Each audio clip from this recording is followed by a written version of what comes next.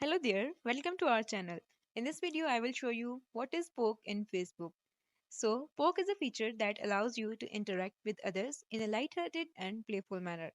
When you poke someone on Facebook, it sends them a notification indicating that you have poked them.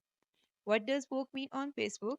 Well, the exact purpose and meaning of poking someone on Facebook can vary depending on the context and the individuals involved. A poke is a virtual gesture or action that one Facebook user can send to another. It's a way of getting someone attention or simply acknowledging their presence. So, why poke someone on Facebook? Poking someone on Facebook can be different purposes.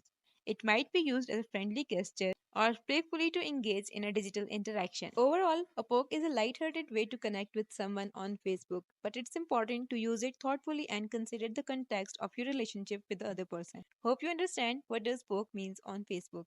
If this video helped you, leave a like on the video and do subscribe to our channel. Thank you for watching. Bye.